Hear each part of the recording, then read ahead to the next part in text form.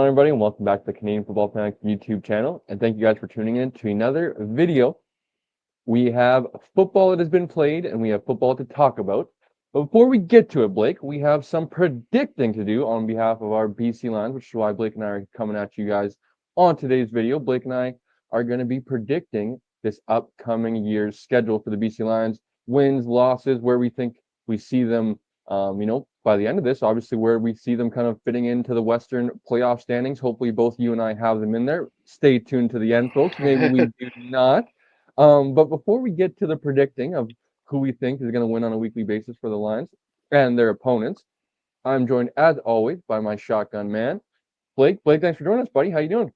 Yeah, it's good to be back. I had to unfortunately skip out on the weekly show last week with Coach and well, actually Coach wasn't there either. It was just you and Shane, but yeah, I had to miss that. So it's always good to talk about football. The Lions played a game, they didn't win, but that's okay. It's preseason, so doesn't count. But yeah, it's good. There was a bunch of games this past Saturday that I know the CFL had a bit of trouble with, CFL Plus. I am sure we'll talk about that on the weekly show, but they continually shoot themselves in the foot when it comes to anything, really. But Yeah. that's not the topic we're here to talk about today. We're here to talk about our BC Lions. Yeah, definitely an unfortunate one, Blake. Like you mentioned, I'm sure we'll talk about that on the weekly show. I know, we were going back and forth in the group chat. We were all kind of sharing our frustrations and stuff. And like you said, we'll get more detailed into that, I'm sure, tomorrow, Wednesday night on the weekly show with Shane, Coach, myself, and Blake. We are going to be predicting the schedule, as I mentioned. But before we get into that, going to try to fill about an hour. Blake, we weren't able to link up for the our quick and nice. It was a short and sweet post game report for the Lions. And with preseason, I know Blake has been. It's kind of been like one of those things where like I'm a big advocate of the preseason, but at the same time, it's still the preseason. It's kind of hard to. I know I believe I mentioned on the post game show. If I don't know if I was going back and forth with somebody on social media, but it's kind of hard to polish a turd, to put it in the lightest sense of some of those preseason games, man. When they're third and fourth stringers, no offense to them, right? But the lack of reps they're getting in training camp and stuff Yeah. like that. Some of those guys are fresh out of university football, and that jump. I know Nick and Baker had on Rob Ralph, the Canadian head of Canadian scouting for the BC Lions, and he mentioned just that big a jump that the university Canadian athletes make is really huge, when you kind of take a step back and think about it. So just kind of comes with the territory of preseason football of being excited for it, but at the same time, it is preseason football. I can say that being down in Langford, it was a lot of excitement, and then kind of getting in the game, there was a lot of punts and stuff like that. But Blake, I know how much of a diehard CFL fan you're. It's pretty well known that you're not only a BC Lions fan, but you love your Canadian football as well. For yourself, man, just the long wait of everybody kind of, is it June yet? Obviously, we're in May still, but how is it for you being the CFL fan that you are, of just opening your phone up and scrolling Twitter, scrolling Instagram, seeing the CFL highlights, seeing CFL fans talking about it again? I'm sure it was quite exciting over the weekend. Yeah, no, for sure.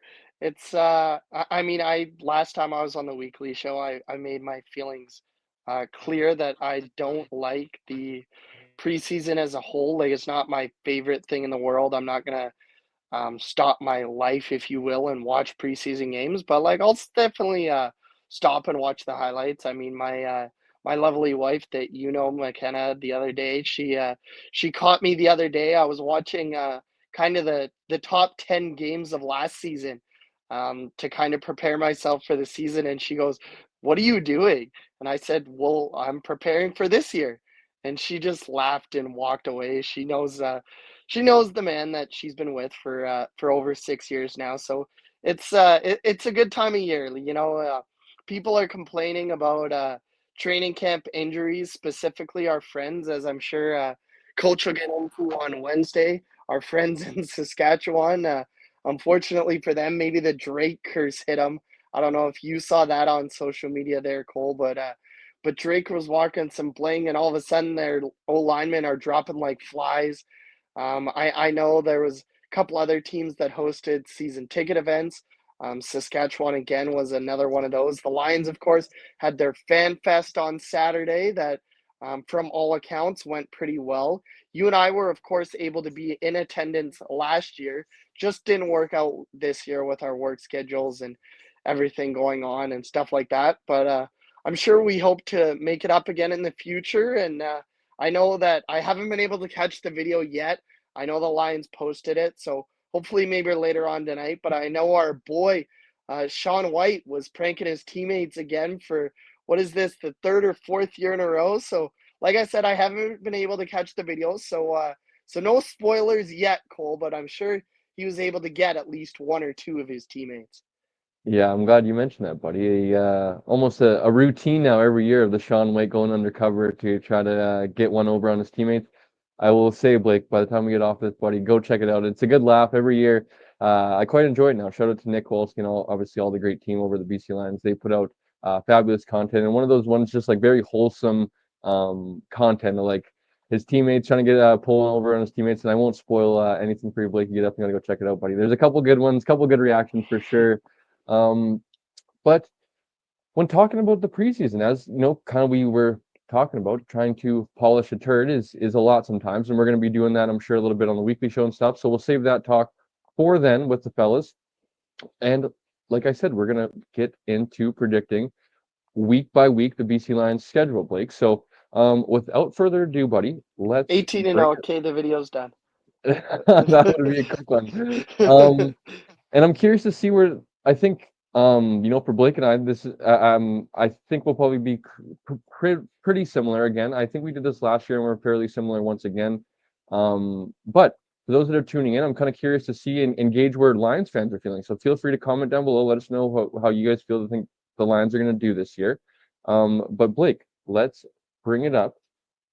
And of course, we still have one more game in Edmonton next week, as you can see, or I shouldn't say next week, at the end of this week, which is The end of this Friday. week, yeah, Friday. Yes, which will be nice to have some Friday night football. Like I mentioned before, after Friday night football is done, I believe the Lions Edmonton is the last game on Friday. All the teams will wake up Saturday morning. They will start to handle their business and make their phone calls. And I believe it is at, I want to say maybe like a 4 p.m. Eastern deadline or something around there in terms of deadline, getting down to about 60 players on your roster. There's going to be Hmm. about 50 or so guys on your regular roster, and then there's going to be about 10 or so guys that'll be on your practice roster. As we know, Blake, injuries that come with a long season, those guys, to start the year, obviously on the practice roster, but who knows who may be coming in and contributing some significant snaps by the end of the season, Blake. So, of course, once we get done on Friday, I would expect, you know, Blake, I had this conversation with Shane last week, and it was an unfortunate one for the Lions that the way the preseason kind of played out this year with making the trip to Langford, Victoria, out to Vancouver Island here, it was kind of treated similarly to two preseason games for the Lions. I would Hmm. be, I'm going to be kind of curious to see how many veterans make the trip out to Edmonton for the game on Friday. Now, just by numbers, there's going to have to be a few veterans, as we saw last week with Andrew Pearsons and Nathan Work. I know he played only 4 snaps. There's a few guys that are going to have to play just for sheer numbers, more specifically, kind of along the defensive and offensive lines. Um, there's going to be some guys that are probably staying home, right? And I'm curious to see if we're going to even see the Justin McInnes's and Gary Peters of our team get any reps in the preseason this year, which we've kind of seen it become more and more popular now throughout, more maybe specifically in the NFL, of veteran players not playing many snaps at all, if any snaps in the preseason. So it is starting to become normal now. Where I would kind of, I am a little bit kind of hesitant or a little bit cautious, I guess, is the new scheme and new regime with Buck Pierce coming over from Winnipeg, and those guys not getting an opportunity to kind of work as a cohesive unit and game opportunities. It's definitely an unfortunate. Now, where we see the other side, Blake, is Nathan Rourke comes out of the game 4 plays after 4 plays in Langford last week. I believe it's 2 plays later. George Una, our projected starter at right guard, last year's #1 overall pick, goes down and would look to be a very serious leg injury last week. Now it has been kind of the fire's been put out a little bit of he was seen after the game in a walking boot, and then I believe Baker on the Kamloops reports had been mentioning that You know, maybe he starts the game on the sixth game, and he can kind of be brought back maybe around that month mark into the season, somewhere around there. It's not going to be maybe looked at as long as he's going to be out as long as thought. So with injuries that come in the preseason, like as you just mentioned with Saskatchewan, I forget or no, sorry, it was the Toronto Argonauts defensive lineman who got hurt, season-ending Mhm. injury in warm-ups, in a non-contact injury, and it's just the way kind of the cookie crumbles, unfortunately. I know our, Ben Grant of, X's and Argos and does a fabulous job covering the Argos, was mentioning just kind of the brutal side of that, of like, it was a non-contact injury, and his whole entire 2025 season is lost in a It's preseason gone. warm-up. It's the way things goes, and it's kind of just the I guess the line you have to walk when it comes to playing starters in the preseason versus maybe wanting to you know just save them for the regular season, and kind of take that risk elsewhere. So like I mentioned, that'll be something that I'm kind of paying attention to, Blake, come about Thursday when rosters get released, and we're going to see who's going to make the trip out to Edmonton. How many of those veterans go? Micah always first year back with the team, and some of those offensive Mhm. linemen, right? Dejon Allen, as I mentioned, with his back has not been really able to do much at camp. Is he going to be able to get any action in the preseason before just kind of being thrown into the fire week one, and see how that things go? So that'll be an interesting thing to monitor for sure. But Blake, let's get into the predicting, Blake. And I already did a little bit of my predicting, kind of wanting to make it line up for what I want to do for our standing predictions for the rest Okay. of the West and East. So I kind of have an idea of, I think, how I want the Lions to finish. So I'm curious to see how you go here, Blake. But we're going to start with week number one. The Edmonton Elks are coming to BC Place for what feels like almost a yearly tradition that the BC Lions Yeah. open up against the Edmonton Elks. Famously going back to a few years ago with the Nathan Rourke, I believe we put up 60 points or something like that. The big Nathan Rourke game, and James Butler had 4 touchdowns. I believe that was the One Republic concert kickoff, and then Mhm. I believe it was VA's. The next year was VA's. Kind of the keys were given to VA, and then last year, of course, with 50 Cent. Was it Edmonton last year though? It might have been Calgary for the concert kickoff, if I'm. I thought it was Edmonton, but I don't Anyways, know. it does feel like we play them on almost a yearly basis to open the season, and this is going to be an interesting one, Blake, because obviously it is another concert kickoff with the one Snoop Dogg who will be playing to open things off, and something that I like this year is I believe the concert it says it's going to start at 5:45, and the Yep. game doesn't start till 7, which I think is a nice little touch for the players, that they don't have to kind of go back in the locker room. They're kind of waiting so long to kind of get back into kickoff because of the concert, and then the anthems and the coin toss and stuff like that. I think having the concert a little bit early, the guys are able to probably come back on the field, get a little bit of a warm up in, and then do the anthem and kickoff and stuff like that, and will be a little bit smoother operation, hopefully, for all parties. Like that being said, I don't think too much of a shocker. I would think for both of us here, I'm going to personally go with a victory here, and I'll give some reasons just so that people maybe don't think, because you haven't spoken yet, but I'm not a homer. I would imagine you're going to go with a victory as well. But I think, as I mentioned, Blake, with the Lions being a new regime, it's the same exact thing with Mark Killam, and kind of the taking over with um I forget the man at the top there, the former U of A head coach as well. Kind of the Alberta guys Oh coming back to. gosh. I know I don't know why I can't remember his name either. Greg I don't know why I can't remember his name. It's But not anyways, Greg Marshall.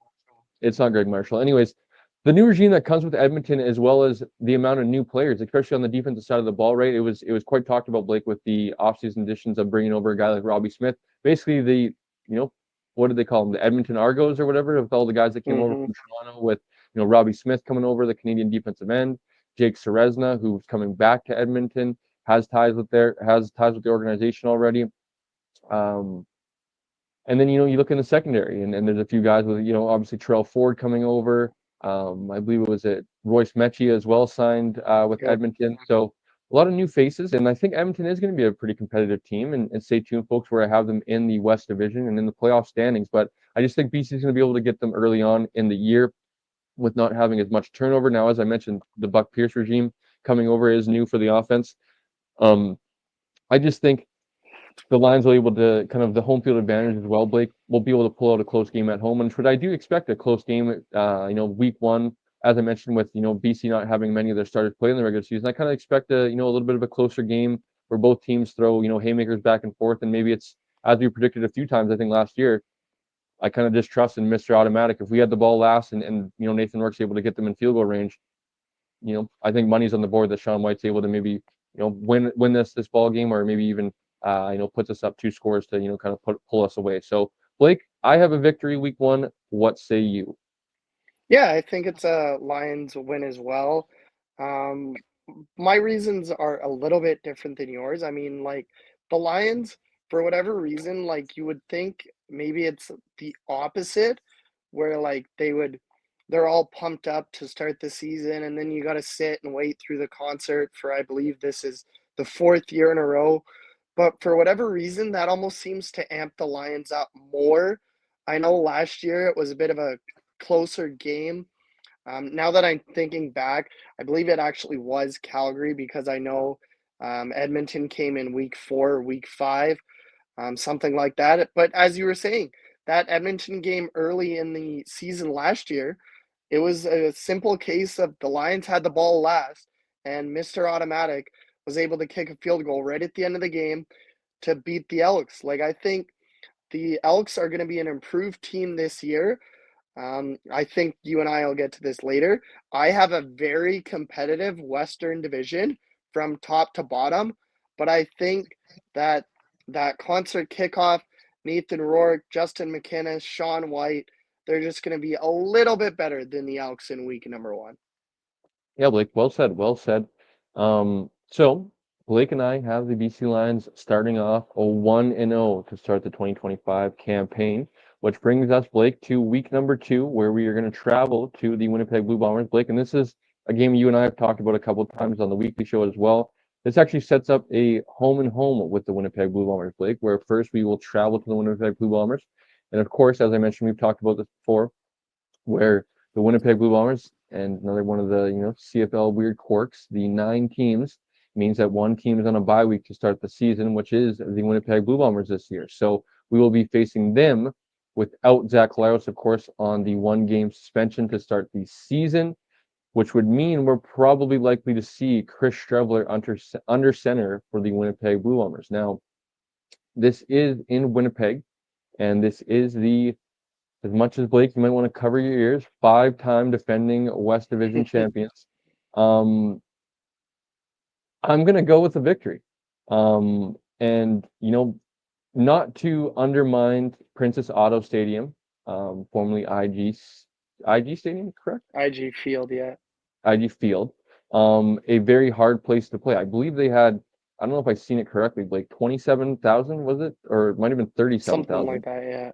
Um, it was, let's just say this to be around the ballpark, 25,000 plus, which is good for most teams' home games in the regular season, let alone a preseason game where Winnipeg fans showed out and showed up to to get a victory. They were able to see. So I would think they're going to be really fired up. It's their season opener, right, back at home, and there's going to be a pretty big atmosphere. I just don't. I don't think this is a shocker. I don't trust Chris Shover to beat us over, especially if Nathan Rourke's under center.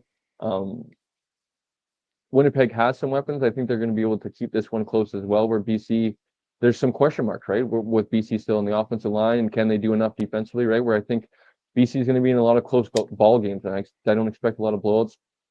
I just think Chris Shoveler's not going to be able to muster the amount of points that one Nathan Rourke does. You look at their defense, and Blake, a lot of hits on the Winnipeg Blue Bombers defense, where I think is going to lose them some ball games this year. Where I think once Zach Collaros gets back under center and they're able to have Brady Oliveira running the ball, and they still have Schoen hopefully getting back healthy, and Dempsey and a few of those other guys, they're going to be able to put some points on the board to be competitive. I just think that defense outside of Willie Jefferson, man, is a lot of new faces. When you look at Terrell Ford's departure, obviously Evan Holmes is still in that secondary, but going to be some new faces in the secondary. Number one, unproven guys in the secondary. You look at linebacker with obviously Tony Jones, who's probably going to be taking a more prominent role with the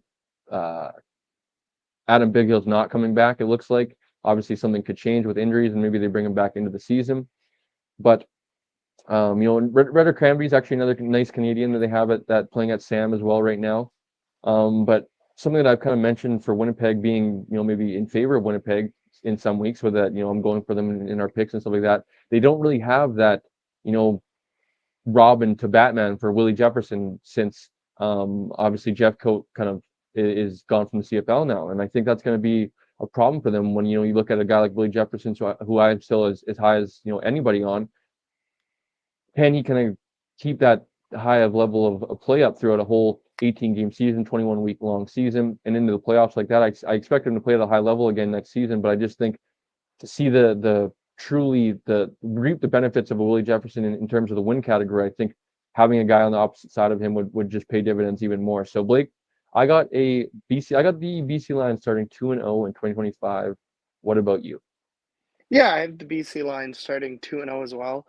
Let's not forget that as tough a place as it is to play at Princess Auto Stadium, the BC Lions have had success early in the season in the last couple of years. Last year, they went there in week 2 or 3, got a win. Same thing 2 years ago, as kind of the revenge games, if you will, although a lot less stakes than the previous two Western finals. So the Lions have had success against Princess Auto Stadium. And the fact of the matter remains that number one, there is no guarantees. Like you said, it's more likely than not that Chris Streveler will be the starter in week number 2, but he's also coming off a torn ACL that he suffered just after Labor Day um, last season. I believe it was in the Banjo Bowl. So there is no guarantees. I'd say probably 75-80% that he will start, probably 20% that he won't. But even if Strebler is the starter, he's one dimensional. Like that was proven in the when he tried to make the jump to the NFL. That if you take away his running, his passing is not anywhere near where you would like a top flight CFL quarterback to be. So I think the Lions, they're going to key on Chris Strebler scrambling around, and they're going to go into Princess Auto Stadium. And I, like you, think they will be 2-0.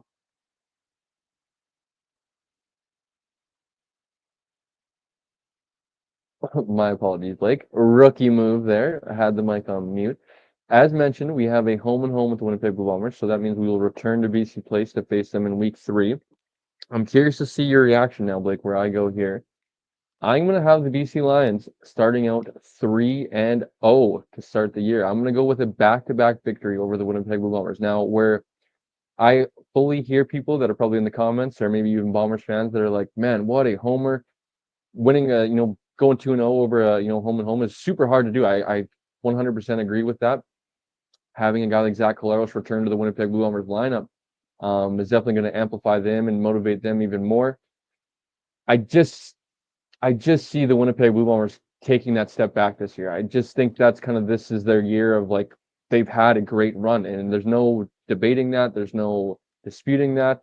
They're going to be remembered as kind of the 2020s, the early 2020. I don't know if I want to even say juggernaut because they've lost 3 Grey Cups, but the early 2020s good team in the West Division is that maybe the kind of the easiest way to put it. But I think Zach will still kind of be working out the kinks that offense.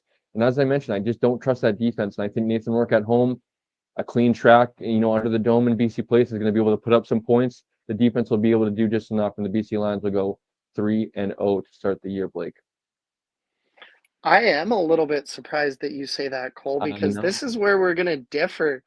I don't think the Lions are going to be able to go 3-0. I think, unfortunately, for us as BC Lions fans, for the regular BC Lions fans, season ticket holders, they will not start 2-0 at home. I just think Zach Claros coming back will be Dalton Schoen should be you would hope he's healthy for week 2, but if not, he should be healthy for week 3. It's just going to make so much difference for the Winnipeg Blue Bombers having Zach Claros behind center instead of Chris Streveler.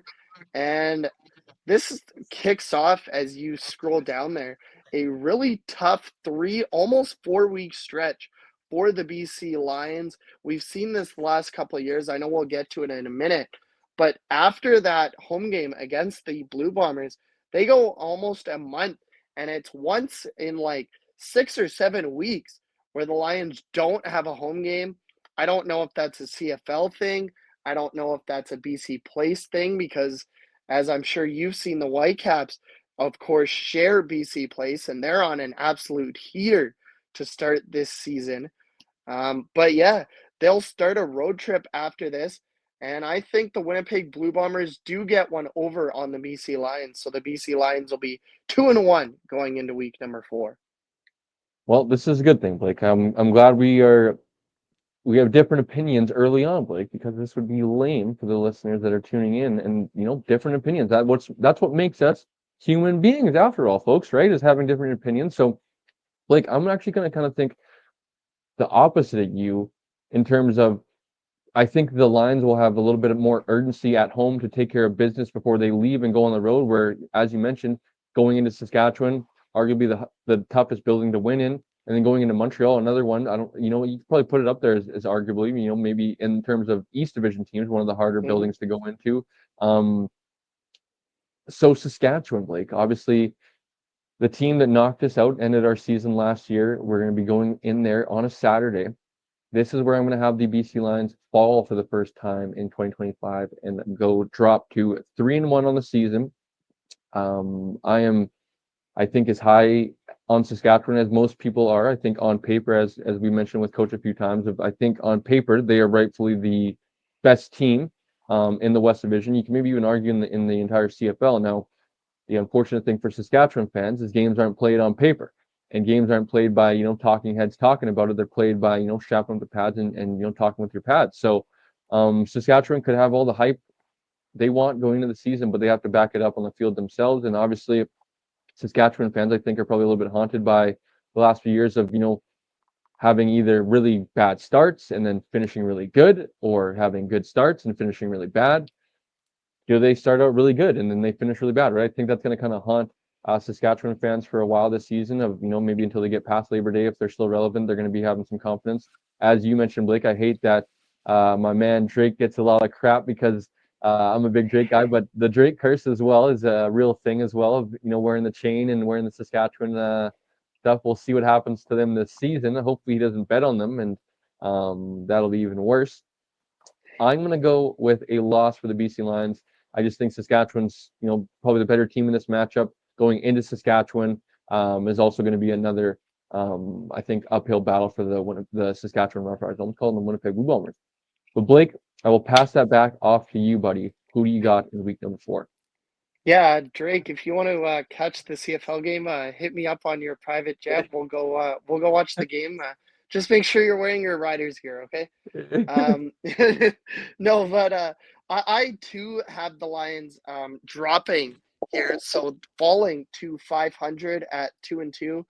I agree with you that I just think Saskatchewan is pretty clearly the best team in the Western Division at the very least to start this season.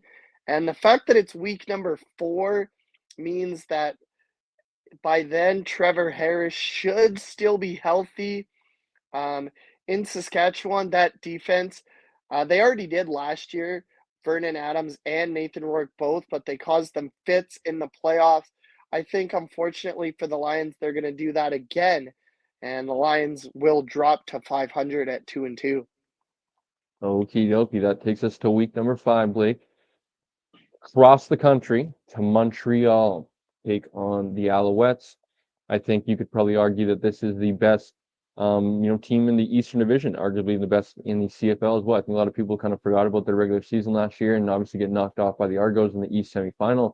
People are talking about the Argos, rightfully so, being the what is our friend Cliffy Pine calling the reigning, defending, undisputed Muted Grey Grey Cup Cup champion. champions, Toronto Argonauts. So they have the title as of now, rightfully so.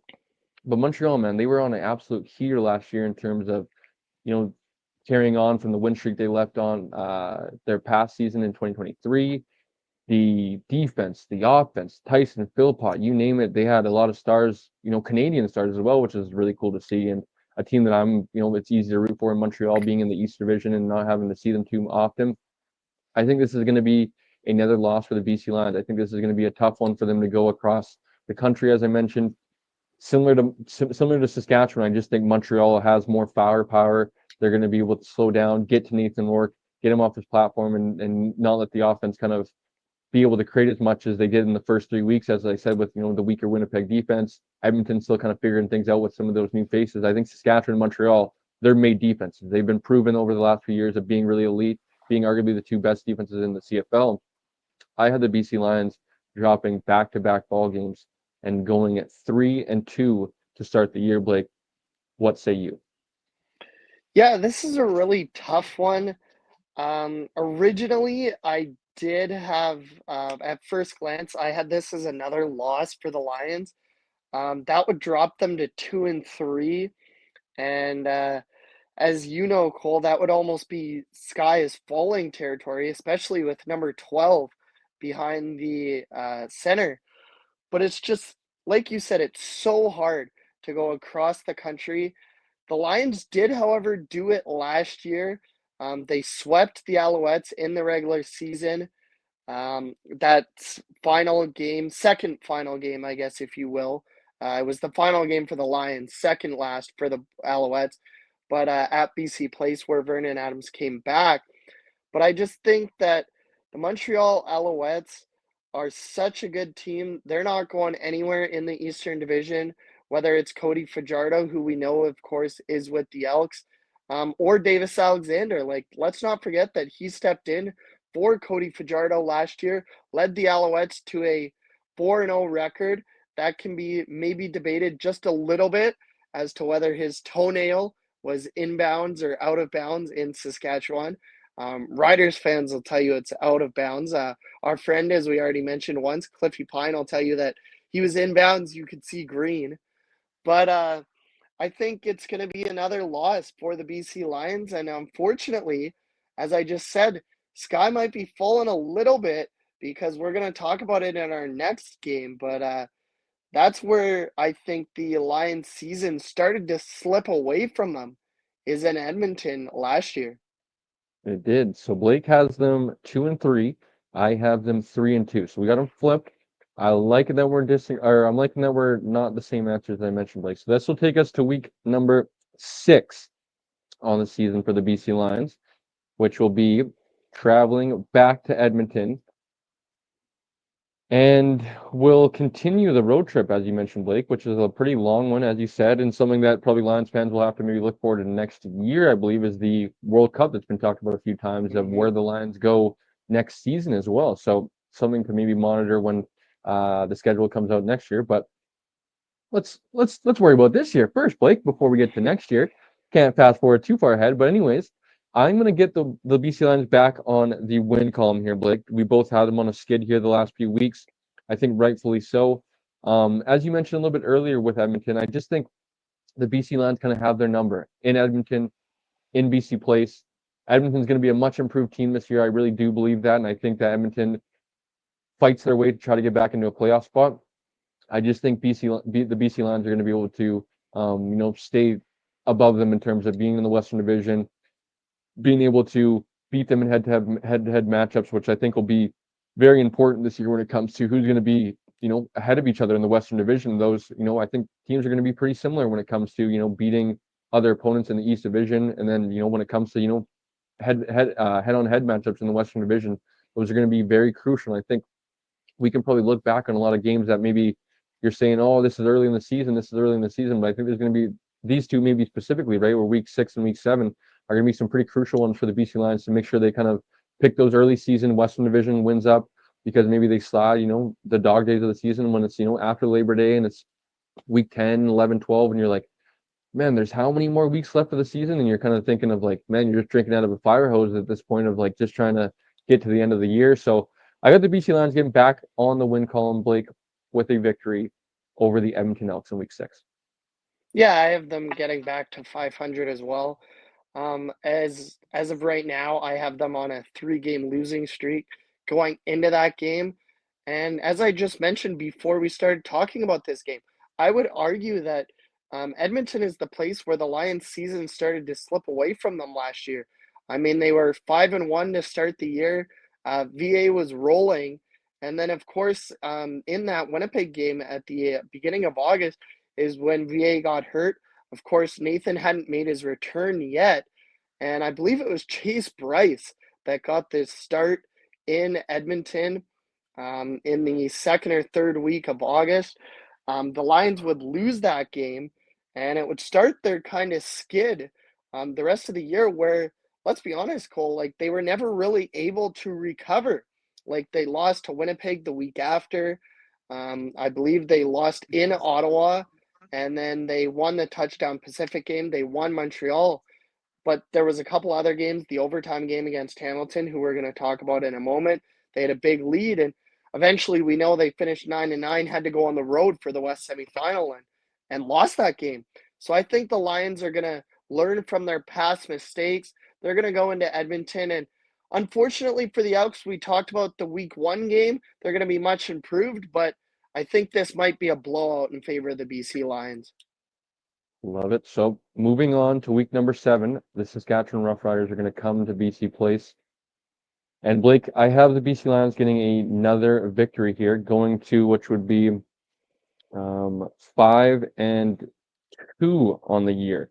And as I mentioned, I think a lot of these games are going to be very important when we look back on the season of, maybe they start to struggle later in the year, and a lot of these early season victories that they're able to pick up, I think will be able to go a long way when it comes to playoff positioning later on in the year. So I have them picking up another Western Division win, which will be, I think, out of the first 7 games, Blake,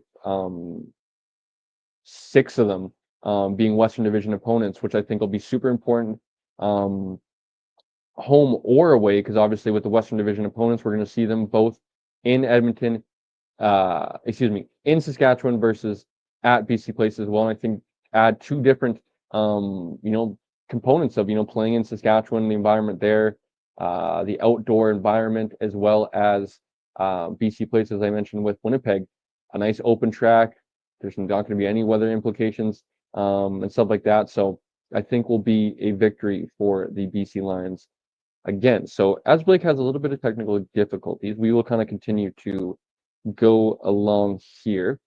I'm curious to see what Blake does, though, on this one specifically. That is another Western Division opponent that is going to be a tough one because it's in BC Place, but it is the Saskatchewan Roughriders, Blake. So if you're able to hear me, Blake, and you're back with us, okay, who do you got winning week number 7?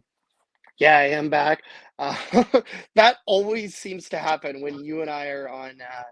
We're on video. Like one of us gets a call, and like our audio just drops out. Literally every time. All good. But anyways, I also have the BC Lions winning this game and improving to 4-3. I just think it's going to be so important, the season series. I already have, you have the Lions, I believe, winning the season series after week number 3 with the Winnipeg Blue Bombers. I have them splitting, and I just know that the West Division, we've already talked about it a couple of times, how tight the West Division is going to be, first to third, first even to fourth, possibly. The season series is going to be so important between all of those teams that are battling for position. And the Lions don't want to lose the season series to either the Riders or the Bombers. So they're going to come into that game with a lot of intensity, and they're going to pick up the victory and go to 4-3. And not to spoil too much, but the BC Lions Saskatchewan Roughriders are playing 3 times this year instead of 2. So there will be another matchup between those 2 teams later in the year. So Blake, now this brings us to another home and home with the Hamilton Tiger Cats, where I actually, Blake, had the BC Lions falling at home to the Hamilton Tiger Cats, which you just mentioned a little bit that they fell to Hamilton at home last year. And I think, I'm not as maybe high on as Hamilton as maybe some are. And I think a lot of people are trying to, talk positively, but which I think they are a good team. But I just think that defense, as we saw last year, is going to let them down a little bit. But where we saw last year, their strengths are is, Bulaliva Mitchell still being able to sling the ball around, Kenny Lawler, some of those weapons on the offensive side. I think we'll be able to keep them in a lot of ball games, especially here in a clean track in BC Place. We'll be able to sling around with Nathan Rourke, and maybe it's a Bulaliva Mitchell kind of winding the clock back game of, kind of being, prime Bo Levi Mitchell, which we saw some flashes last year, but taking care of the football, I think, is kind of the main priority for Bo this year. Of some of those games that they maybe could have won instead of losing by a field goal or losing by rouge and stuff like that. That being said, I have the Hamilton Tiger Cats winning in week number 8, Blake. Yeah, I don't. I have the BC Lions winning, so I believe that'll actually bring us together to 5-3. I just don't like the Hamilton Tiger Cats this year. Like, I don't think they improved, and I don't know. I would argue that Toronto did improve. I would argue that Montreal improved. I would argue that at worst, Montreal, or sorry, not Montreal, Ottawa stayed the same. And I just don't see Hamilton getting better other than Bo Levi Mitchell. And as we saw last year, he was almost, I believe it was 5,000-yard passer, Cole, and they didn't make the playoffs. He was nominated as MOP, and they still couldn't make the playoffs with Bo Levi Mitchell behind center. As our parents always.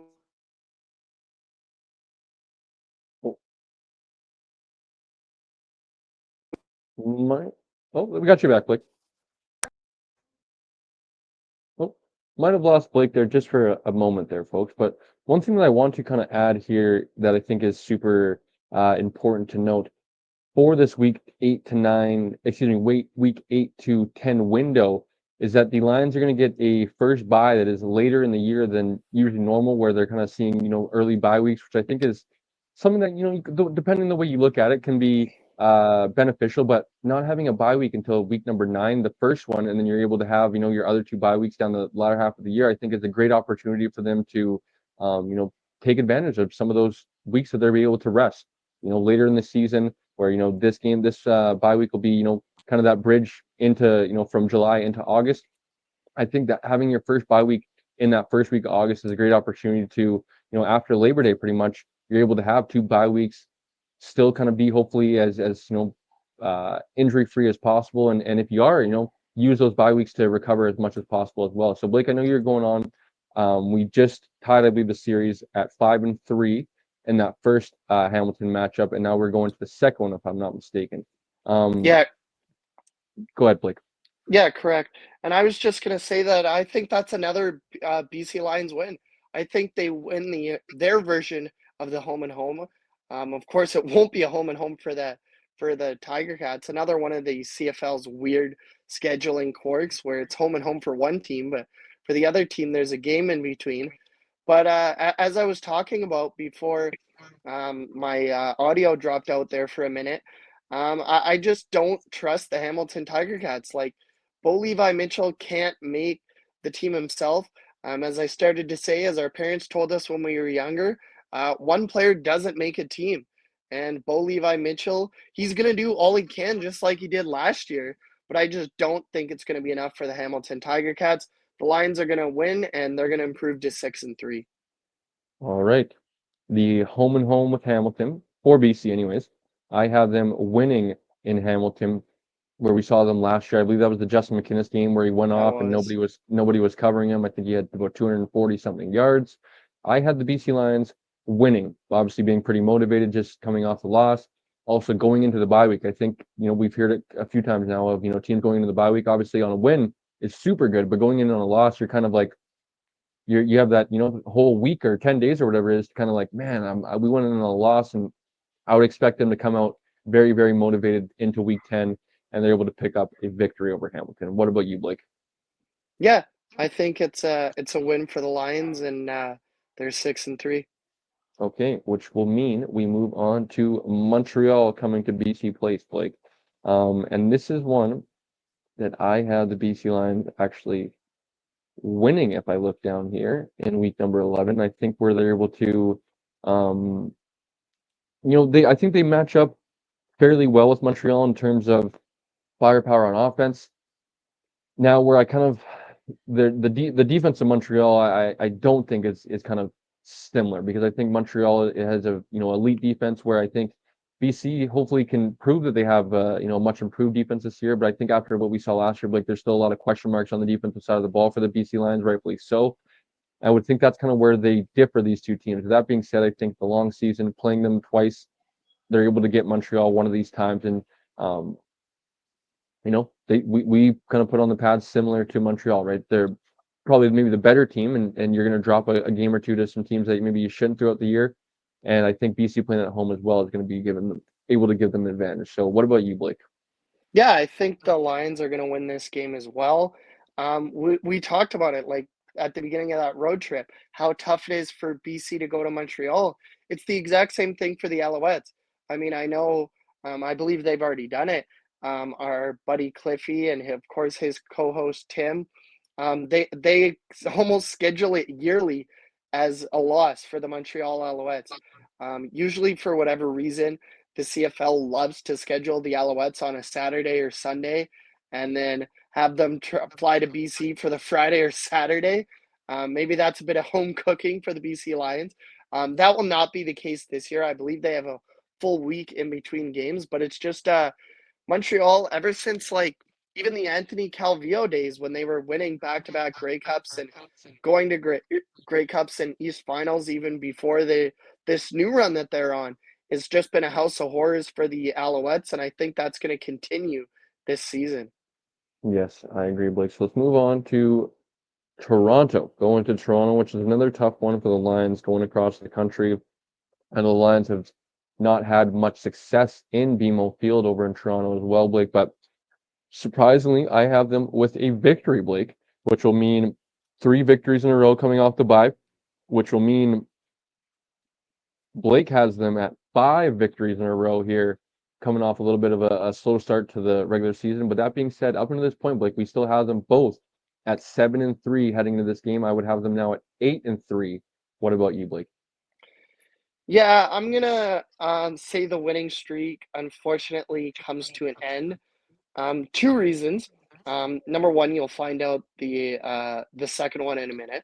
But number one, like we talked about, nobody goes undefeated in a season. The Toronto Argonauts a couple seasons ago came the closest, 16-2. The Edmonton Elks, of course, at that time the Eskimos, in I believe it was 1989, shared that same record as well. And neither one of those teams won the Grey Cup. They lost in their respective division finals. I think this, I believe, if I'm not mistaken, maybe one of our other buddies, Mr. Adam Goss, can correct me if I'm wrong, but I believe this will be the CNE game, as they call it, in Toronto. Very similar to what we have on the mainland as the PNE, but the Canadian National Exhibition, of course, on a bigger scale and stuff like that. So I expect a pretty good crowd for that game. And it might be a close one, but I'll see the Lions unfortunately dropping to 7-4. Okie, which will mean the Lions go into a bye and come out with another home and home versus Ottawa now. Another home and home, but not versus Ottawa, of course. We will travel to Ottawa first, Blake, in week 14. I'm curious to talk with Shane on the weekly show once we kind of predict our, where our teams are going to finish and stuff like that. I would think Shane's pretty high on his Ottawa Redblacks, rightfully so, after the positive that they kind of started last season, going into another regime with kind of, Bob Dice and now this Drew Brown second year kind of, momentum that they have after last year. I think Ottawa's going to be a good team in the Eastern Division. Now, I don't know if they're going to be an elite team. I think they're going to be competitive on almost every weekly basis. You're going to have these games where maybe you drop one that, you didn't have your best game that day. I had the BC Lions losing, Blake, to the Ottawa Red Blacks. Like I said, I think they're going to be a good team this year. I think on any given week, they're going to be able to take out any given opponent. And I think playing at home just gives them that much advantage as well. I had the Ottawa Red Blacks taking out the BC Lions in week number 14. Cole, do you want to know something? What's that? The BC Lions have never, ever in my lifetime played on my birthday. You And know they're what playing? date? You know what date that is? Is That Ottawa game? that your birthday? September the 5th. That is my birthday. So in my this that'll be my 28th birthday in the 28 years that I've been on the planet, or soon to be 28 years. The Lions have never played on my birthday. I am gonna try desperately to be at that game, and I hope the Lions pick up a win as a birthday present for me. So I'm gonna put it out in the air right now. I'm gonna manifest it that the Lions are gonna win that game and improve to 8-4. I'll manifest it with you, buddy, and I hope you do make the trip out and you're able to see our good friend Shane and stuff, and of course all the lovely Red Blacks fans. And I didn't know that, so that obviously means Blake, you're going to be about 60 by the time it happens again, I guess. Sounds like it, yeah. Well, Blake, if there is one thing that you do have some going for you, buddy, is that the BC Lions will never play on my birthday. So if that makes you feel any better, it should. But jokes aside, we will go to the back half of the home and home, which will be the BC Lions returning home to face off the Ottawa Red Blacks, which I have them winning, coming off the loss to Ottawa. I think BC is kind of a similar team to Ottawa, where a lot of weeks are going to be competitive and they're going to be in a lot of games and they're going to be able to win on any given week as well. So I got them splitting that home and home, and I'll take the BC Lions in week number 15. Yeah, I think this is a really tough one to call. That 7 p.m., that 10 Eastern, for whatever reason, is very hard for the Eastern teams. I mean, over the years, they've tried even coming in on Wednesdays, and it hasn't seemed to make a difference. Just your body clock is not used to it. So that makes me think that I was kind of leaning towards giving the BC Lions a loss in this game, but after seeing that 7 p.m., it doesn't end till almost 1 a.m. Eastern. I think the BC Lions are going to sweep that home and home, and I believe, if I'm not mistaken, improve their record to 9-4 on the season. Okie dokie. So that would move us to week number 16, Blake, versus the Calgary Stampeders, which would be Vernon Adams' revenge game. Obviously, this will not be DA's return to BC Place quite yet. But this will be the Lions versus Vernon Adams. This will be built up all week long. This will be a huge talking point, I'm sure, throughout the week. Rightfully so. This will be a very, very interesting game, a very entertaining game, I would imagine. I would imagine that we just saw Vernon Adams. I don't know if you were able to kind of go back and watch a little bit of highlights, but he looked not too bad. I'm not going to lie. In his Calgary Stampeders debut, as I think both you and I are kind of expecting and VA to play well. That being said, he was playing against a lot of twos and threes. The backups on Edmonton, with them obviously not taking a lot of their starters. I think BA is going to be very motivated this year. I think maybe to stay tuned, folks, or maybe one of my kind of bold predictions. I think Vernon Adams Jr. is going to pass for 5,000 yards this year. So I think BA is going to be, very, very up for this game. And I have the Calgary Stampeders winning this ball game over the BC Lions. Like I said, I think BA will be very, very motivated to get this one over the BC Lions. So I have them winning and BC losing. Blake, what about you? Yeah, I have the BC Lions losing in this game as well. Like we said, like really 1-4, even maybe 1-5 in the Western Division is just going to be so competitive this year. The Stampeders were pretty competitive last year. I know their record didn't reflect it at 5-12-1, but I know coach isn't going to like this, but another shot at our boy, or Cousin his Jake. boy, I should say, cousin Jake. But like Vernon Adams, for like no reason other than he's just simply a better quarterback. And some of those games where the Stampeders lost by a possession, that tie against Montreal, I think Vernon Adams is going to turn them into wins, and they're going to be pretty close to 500. I don't know if they're going to get there, but I believe that Vernon Adams is going to want revenge on the BC Lions, although at this point, almost every week is revenge week for Vernon Adams with the amount of teams he's bounced around for. But this is his most recent former team. He's going to want to prove to the BC Lions brass that, hey, maybe you should have kept me and not brought back Nathan. And the Lions are going to pick up a loss and drop to 9-5 on the year.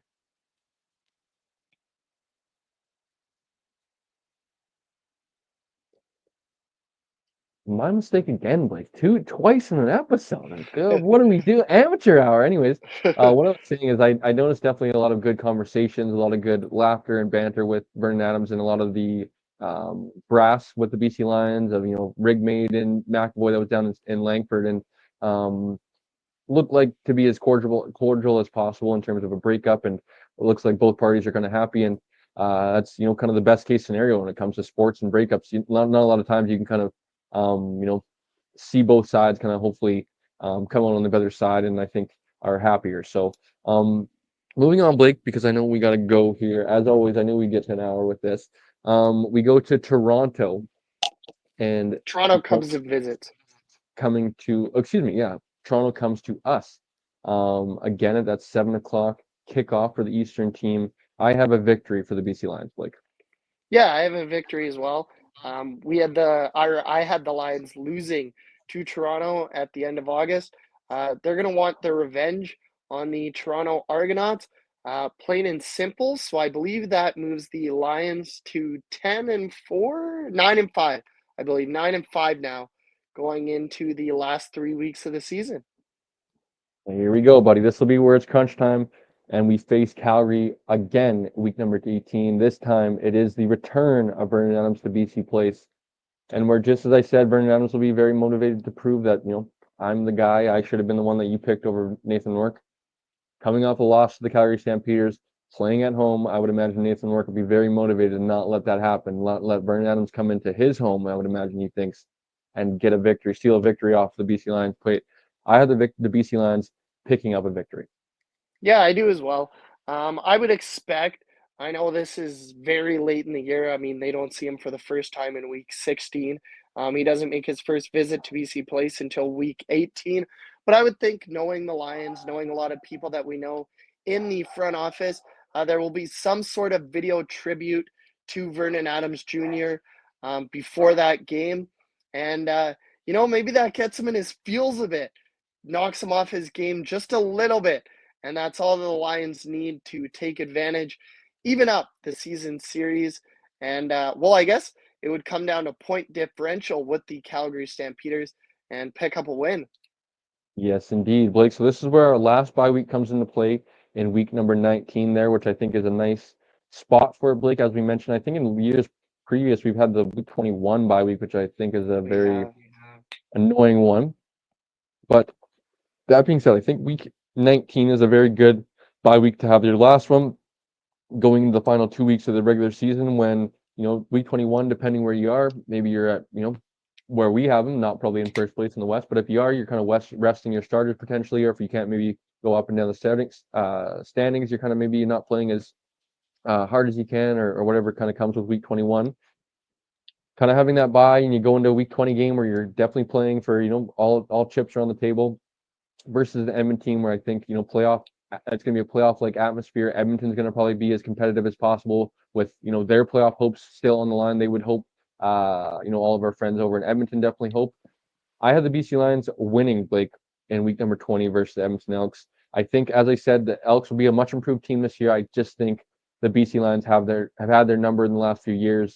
I think there's still some question marks in terms of, I don't think it's been, I've made it pretty public, Blake, of, I'm a big Trey Ford supporter, fan, and rooting him well this year. But I think, the narrative, kind of the what's the saying? The word's still out on him, right, Blake? Of like, can he put it together for a full regular season, 18 games, 21 weeks, playing consistent, staying healthy? I think is number one. Where he's gotten his opportunity the last few years, and he hasn't been able to stay healthy, stay in the lineup. When he gets that opportunity to start, he ends up getting hurt for whatever reason, and due to his playing style, and that's not going to slow down with him. Scrambling and trying to extend plays, and there's going to be obviously the kind of the risk that you ride with kind of maybe getting extra hits put on your body. So I had the Edmonton Elks losing this one, Blake, and the BC Lions picking up a victory.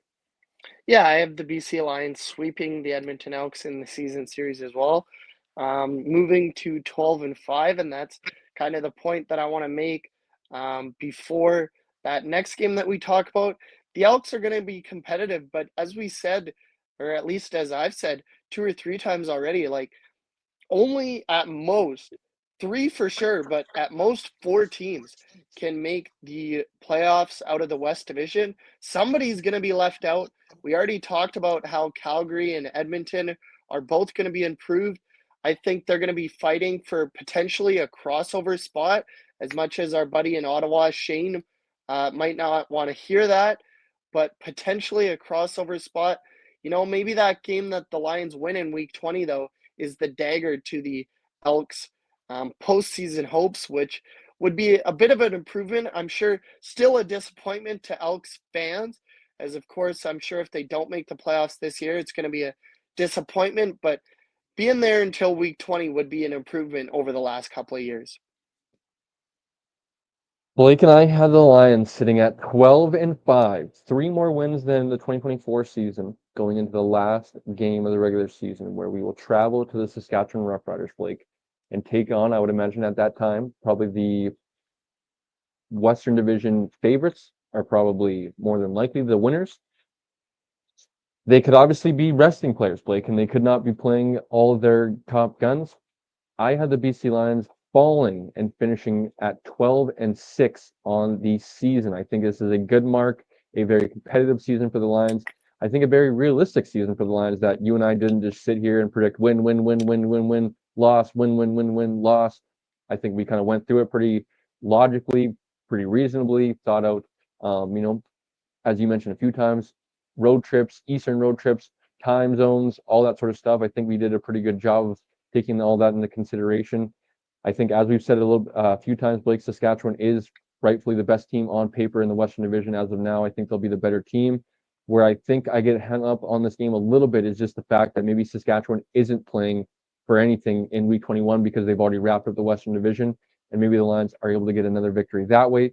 That being said, I think if money's on the table and Saskatchewan's playing, I think Saskatchewan picks up a victory and the Lions finish 12-6 on the year. Yeah, I would completely agree with that, Cole.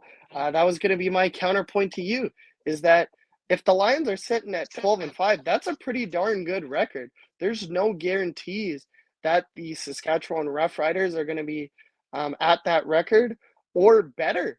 And when they get to that Week 21 game, maybe the Lions are sitting at 12-5, the Riders at 11-6, or maybe they're both 12-5. But I just think that after we've already mentioned, they're probably going to, or at least we predicted, they split the season series earlier on in the season. I think that home field advantage, it's the end of October, it's Mosaic Stadium, it's getting close to daylight where it's getting darker just a little bit sooner. In Riderville, it's getting a little bit colder as the game goes on, and I think the Riders are going to do just enough. Although I will come out and say right now that I believe that will be the game that determines first place in the Western Division, which of course would fall the BC Lions to 12-6, and as we hope would be enough to still get them a home playoff game, finishing second to the Saskatchewan Roughriders. But I do believe the Riders are going to finish in first, and they're going to get the bye and home field advantage for the Western Final. So quickly, Blake, before we put a bow on tonight's video and get out of here, I had a small kind of back and forth with 12-6 or 11-7 for the BC Lions. That was kind of my ballpark when before kind of going week by week and going through my process. I kind of thought of like realistic ballparks, right? And as you said, 9-9 last season. How many of those games that I think two or three of them the ball bounces the other way, the Lions probably get victories on those hands, right? And as I said, with logical reasoning and not kind of trying to have our fan goggles on too much, I think 11 or 12 victories is very reasonable, very possible for the Lions this season. I think what kind of just put it over the top is I think, teaser folks, I think the Lions probably ultimately finished second in the Western Division. I think there is a possibility that Winnipeg's able to maybe be in there. Saskatchewan, whoever's going to be in that third spot, is able to hover around 11, 10 wins to put some pressure on the BC Lions to finish the year. I think the Lions are able to be the better team in terms of that second position in the Western Division, and will host a home playoff game, as you mentioned, Blake. So, Blake, that was a fun little exercise, buddy. I really enjoyed that, honestly. And of course, as I mentioned the whole time, I'm liking that we're finishing different. I'm liking that we're picking different. We finished with the exact same record. I will say, though, great minds think alike, Blake. What did you think of that, though? Just kind of, obviously, you can kind of think about it when the schedule comes out, like what are the Lions going to think? But to really kind of, walk through it, it's something different of like kind of, short weeks, bye weeks, as you mentioned with the time zone stuff, kind of taking all those things into consideration. I really enjoyed that. Yeah, it was a good exercise.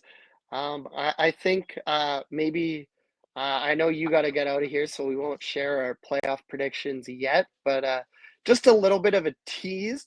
Um, I will say that I'm not going to be the total Bombers hater. I think they will make the playoffs, but it might not be as the third seed traveling to BC. And I will just say that even though I had the Lions losing to the Riders in the regular season finale, I wouldn't pencil the Riders in as the Western Division representative at the Grey Cup. Let's just put it that way. I don't know if I want to say a mic drop, but we'll kind of leave that as a bold take from Blake right there, folks. And stick around for some more next week. Obviously, it'll be regular season week, and Blake and I will be chatting about the games. But of course, the weekly show where you guys can find us every Wednesday night on YouTube on the 13th Man Football YouTube channel. I'm not too sure if Blake and Coach are going to be able to make it this week. I know you're busy. Yep, I Blake, should be able to okay, make it. perfect. I would think, as Blake mentioned a little bit earlier, we'll be chatting about some of the CFL preseason action that we just saw on the previous weekend. I'm sure we'll chat about this upcoming slate of games to end the preseason. And then I'm sure we'll add a little bit of banter in the middle there, going all over the place as we usually do on a Wednesday night, and probably wrapping things up about around 7:30, Blake. So in terms of when you guys will see us again, you will see Blake and I probably this upcoming weekend, Saturday or Sunday, depending on our schedules. And Blake and I will just kind of chat quickly about, the depth chart. I guess I can kind of tease that a little bit quickly, Blake. I did kind of go back and update a little bit, and Blake and I can chat about kind of how the team will look officially come roster day. And I know, Blake, we kind of touched on a little bit last week too, of like explaining, like what the Sam linebacker is and like the field and boundary stuff. And I think that'll be cool, kind of like for the fans as well that maybe aren't, up to date or whatever you want to call it. And maybe, I'm saying these things they don't really understand, or maybe they want to ask these questions, and we can kind of walk through that as well. So that'll be what Blake and I will be doing once the roster gets cut down to their 60 or so players. We'll have some practice roster guys as well. So you guys can look forward to that from Blake and I on probably Sunday morning, or maybe Monday morning, to go into the week one. And then Blake and I will be back later that week. Will be a quick turnaround. And Blake, what I'm thinking this year is, for all of the previews, we're going to be joined by a guest from the opposite team. So I would think we're going to maybe reach out to Andrew from the Turf District, and we'll have Andrew on for about 15-20 minutes. We'll ask some questions in terms of, Edmonton side of things. And of course, we'll, how the matchup goes and stuff like that. And then you and I will chat for maybe about half an hour as well. And that'll be kind of our hour preview episode. And then, week two, we'll have maybe Zach Schnitzer on, we'll have Darren Bombing, whoever it may be, and so on and so forth.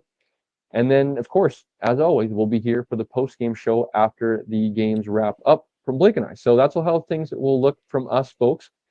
Please be sure to leave a comment down below, like the video, of course, smash the subscribe button for me and Blake, and tune in, of course, like I mentioned, to the weekly show. You guys can find the 13th Man. I believe it's not officially transitioned over to the 13th Man Football YouTube channel. I think it's still 13th Man Sports. But go over there, subscribe to the channel, and you guys can find us every Wednesday night throughout the CFL season, talking CFL football, having some good banter. As we mentioned a few weeks ago, I believe it was Nickelback, you name it. We talk about everything. Hockey, of course, because of the good Canadian lads that we are. We talk about it all throughout the season. And it's always just a good week, talking about CFL football, talking about kind of life things that are going on, and of course, the good banter that goes back and forth between the four of us. I always enjoy that as well on a weekly basis. And it is that time of year, Blake, where, is it June yet? Ask me in about 5 days, and it's darn June is Pretty here. darn close. I'm excited. I know you are as well, Blake. Any final thoughts or words for the people? Yeah, just that one more preseason game, and then are you gonna make it over for the kickoff this year, or no? Because it's a later game. Concert kickoff, of course, I'm going to make over. I don't know how Sounds post game and good. stuff like Sounds that's going to good. work out, because, of course, I have to go probably hustle to the ferry, unfortunately. But I will be over, Blake, and I'm very looking forward to that, buddy. And we'll be back to our regular schedule routine, buddy. It'll be you Yeah, and I. it's gonna be fun like it always is. It is. It's time to kind of buckle down. I've been trying to get away as much as possible, or try to take as many breathers as I can, because once we're into the season, man, it's like kind of, as I said earlier, drinking out of a fire Grind. hose. And you're just trying to get to the end of the light at the end of the tunnel come Grey Cup, which we hope that it has some orange tint in it this year, Blake. So that'll do it for another episode, another video here on the Canadian Football Fanatics YouTube channel, from Blake and I talking some BC Lions football. Thank you guys for tuning into another video, and we'll catch you guys on the next one.